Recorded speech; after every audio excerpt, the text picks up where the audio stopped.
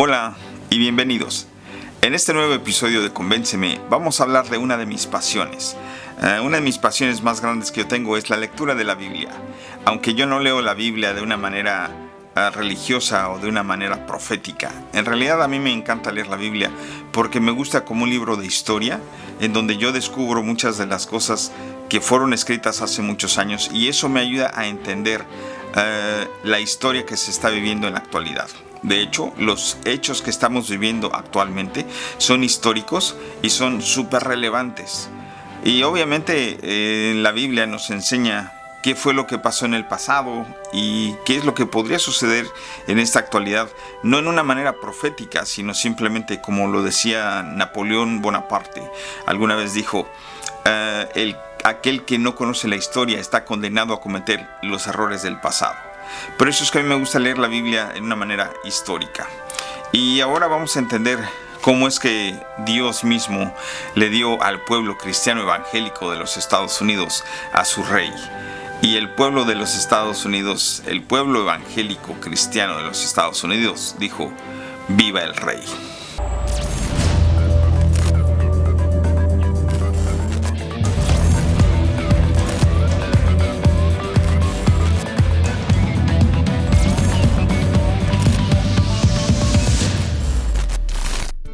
Bueno, como les comenté, a mí me encanta leer la Biblia de una manera histórica. Yo lo veo como un libro histórico en donde yo aprendo las cosas que sucedieron en el pasado para compararlas con las cosas que están sucediendo en la actualidad.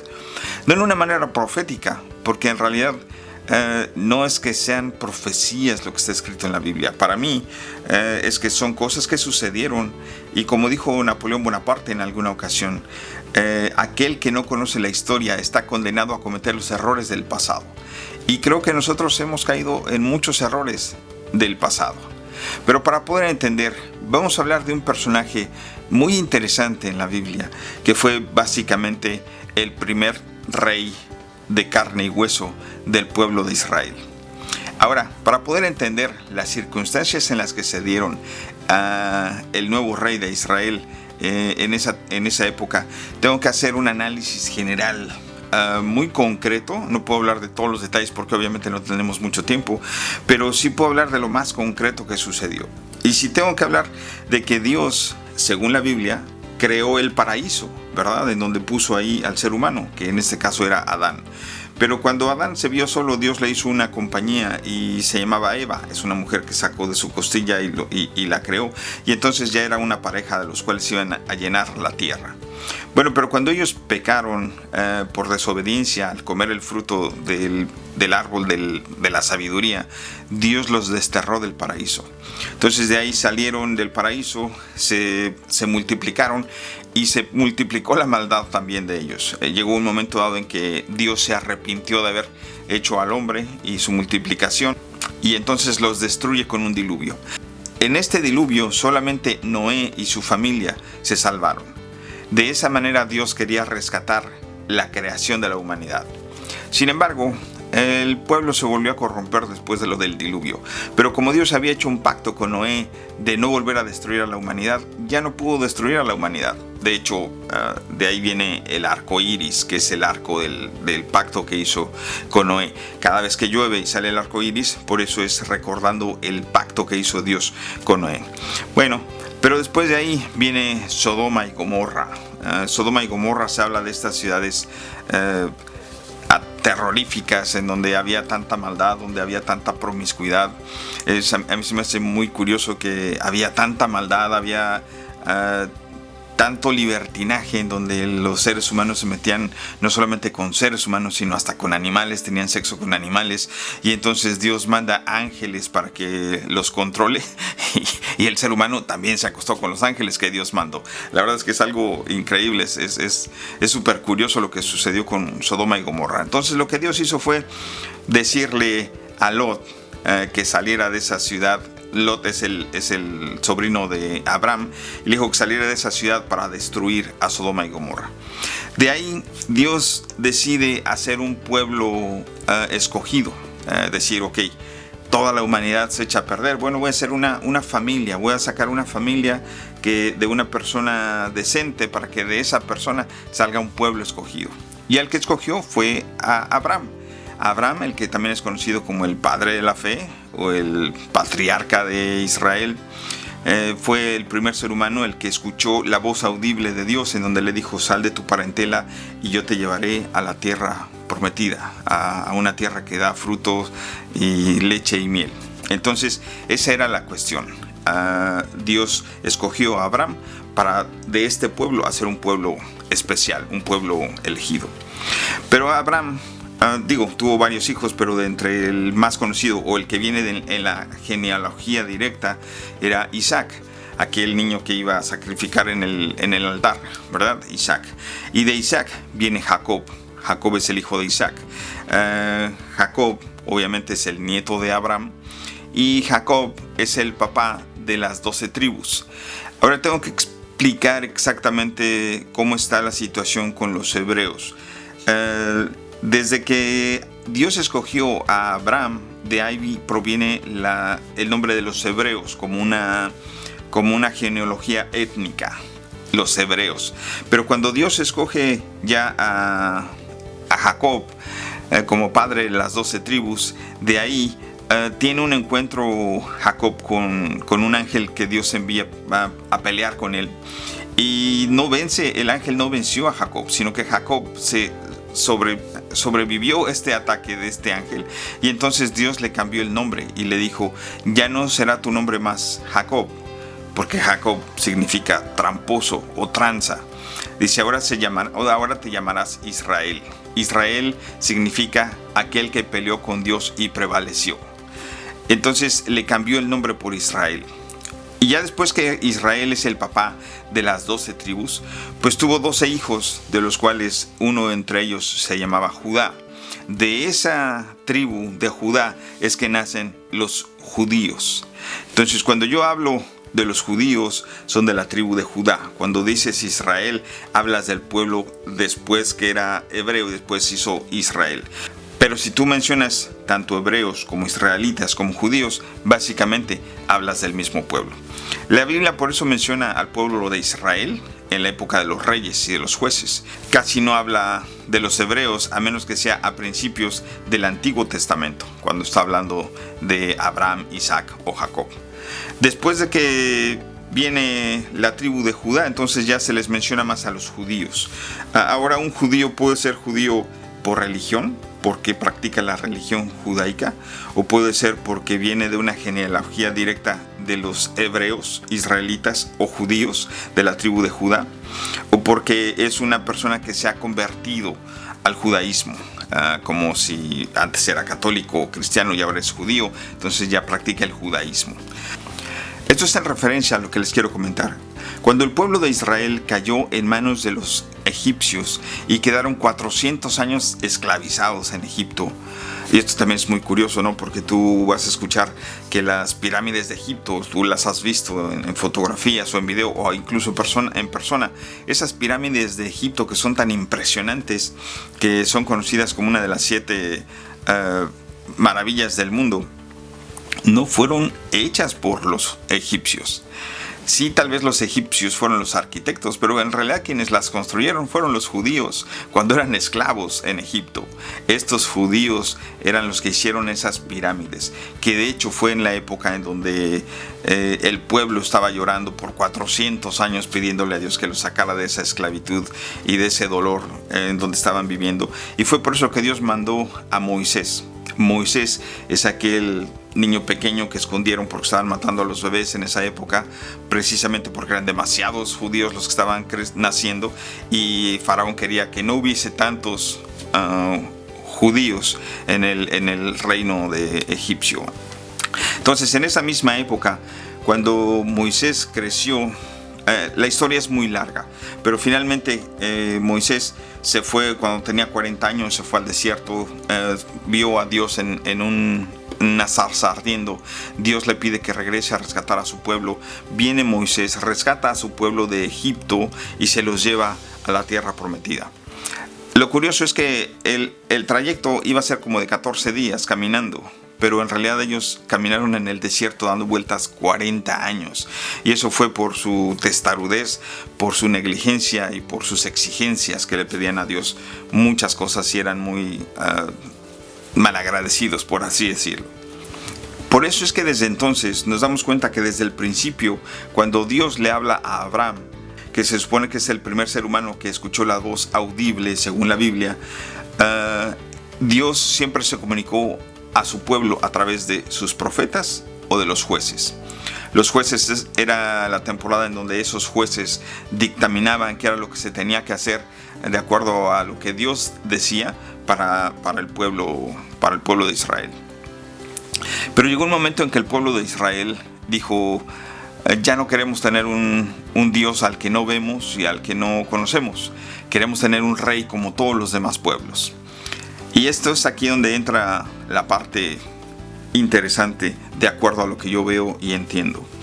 Porque vamos a suponer que el pueblo que estaba sufriendo por mucho tiempo, Dios los rescató y los trajo, por así decir, de Guatemala, de El Salvador, de Honduras, de Nicaragua, de México, de Cuba, de todas esas partes donde habían sufrido por años o por siglos, y se los trajo a una tierra nueva, a una tierra prometida. Digamos que a una tierra de las oportunidades, al país de las oportunidades. Pero cuando estas personas llegan a la tierra prometida o a la tierra de las oportunidades y se hacen ciudadanos o ya tienen algunos derechos, le empiezan a exigir al profeta Samuel, que era el profeta de ese momento, de ese tiempo, le empezaron a decir que ellos querían un rey.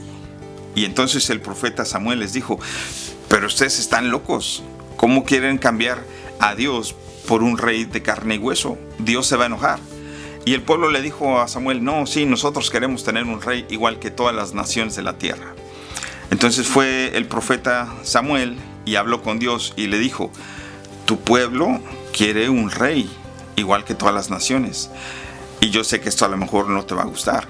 Y Dios le dice: no te preocupes, si el pueblo quiere un rey, démosle un rey.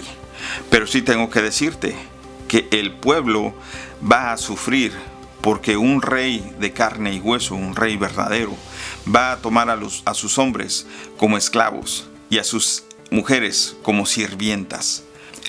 Esto fue lo que Dios le dijo al profeta Samuel. Y entonces Dios le dice a Samuel: pero tú no te preocupes, porque no te están desechando a ti, me están desechando a mí.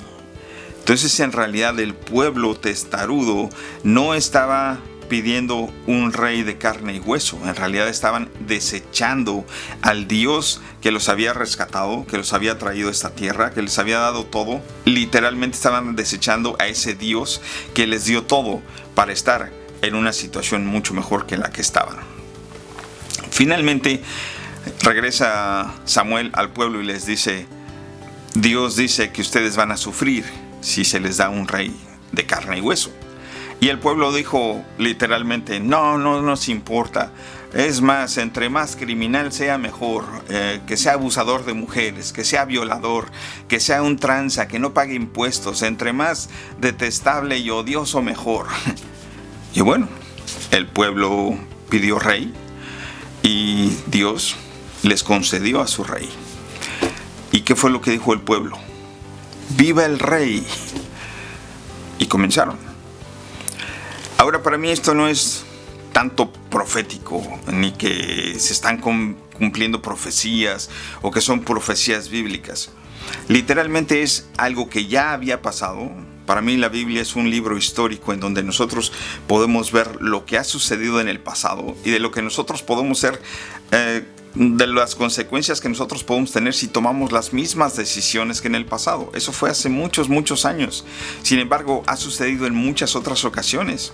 Que fue lo que sucedió con Hitler en 1935 o 1939 en Alemania, hasta 1945, que fue cuando acabó la Segunda Guerra Mundial. Entonces son circunstancias con las que ya hemos vivido. Por eso es que Napoleón Bonaparte decía que aquel que no conoce la historia está condenado a cometer los errores del pasado. Y es una manera en que nosotros podemos ver qué va a pasar con este rey que ha escogido el pueblo de Israel. Ahora es muy curioso porque la mayoría de los votos que le dieron la victoria a Donald Trump fueron los votos hispanos, los votos latinos. Y a mí se me hace increíble que ustedes no hayan podido ver lo que en realidad viene. Y lo empezamos a ver. Lo empezamos a ver ya. Todavía ni siquiera termina el mes de noviembre, pero ya empezamos a ver los cambios. A mí se me hace verdaderamente radical e increíble que el presidente electo, que es un criminal, haya escogido a otro criminal como Matt Gaetz para ser el General Attorney. Imagínense, o sea, un criminal escogiendo a otro criminal para que maneje la ley. Y esto se me hace increíble, porque en realidad Donald Trump se va a rodear de pura gente mala y malvada, igual que él, para su gobierno. Ahora tú me vas a decir, no, espérate, es que tú no sabes porque Donald Trump nos ama, nos quiere y nos va a proteger y nos va a cuidar. Yo te digo, en realidad dice que la ley va a empezar a deportar a aquellos criminales que han cometido delitos en los Estados Unidos. Lo que tú no te das cuenta es que un criminal no es solo aquel que ha matado, que ha robado, que ha hecho un crimen delante de la ley, sino que aquel que ha cruzado ilegalmente es un criminal. Aquel que se ha extendido después de que se le venció su visa es un criminal. Aquel que está aquí ilegalmente, literalmente, es un criminal. Entonces, yo me imagino que cuando la policía, el ICE o las agencias que Donald Trump use para todas estas deportaciones masivas, lleguen y toquen a la puerta buscando a una persona, y si abren la puerta y hay 20 indocumentados, va a decir, no está fulanito, ok, perdón, y va a cerrar la puerta. No, señor, se van a llevar a todos esos 20 indocumentados y los van a echar para afuera del país. Lo cual digo, ustedes lo han pedido así, está bien, estoy de acuerdo.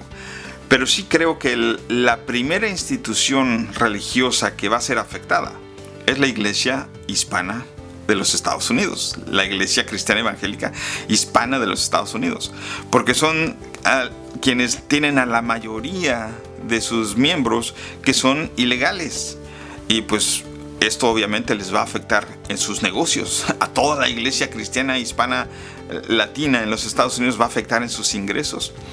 Pero digo, bueno, es parte de lo que ustedes quisieron, es parte de lo que ustedes han pedido y que Dios les ha otorgado. Ahora, una de las cosas que se me hace verdaderamente increíble y que puedo ver de verdad toda la mano de Dios al darles a este rey, no es que les dio solamente al rey, sino actualmente Donald Trump va a ser el hombre más poderoso sobre la tierra como no lo ha habido nunca y como no lo habrá jamás, tal vez después de estas elecciones. Si tú me dices, no, es que espérense, nada más van a ser 4 años, yo te aseguro que no van a ser 4 años.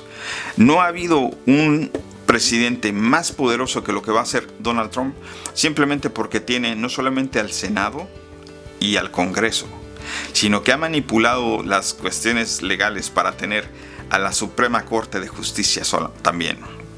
Entonces no hay ningún balance. Entonces en el gobierno de Trump no va a haber ningún balance. Todo está al lado derecho. No hay ningún balance. Pero esto es importante porque las cosas buenas que pasen será por él. Pero las cosas malas que sucedan también será por él. Ahora, no solamente las cosas internas en el país, sino las cosas que sucedan en todo el mundo. Toda la repercusión va a ser en todo el mundo. Y bueno, ustedes irán viendo qué es lo que está pasando. A mí no me gusta hablar de profecías, ni de predicciones, ni nada de estas cosas, pero no se necesita ser muy sabio, ni muy inteligente, ni muy entendido para darse cuenta que yo en lo personal no le veo más allá de 2 años a Donald Trump en el poder. Y no porque estoy prediciendo un ataque, no porque estoy queriendo que alguien lo mate, ni porque... No, en realidad no es nada de eso.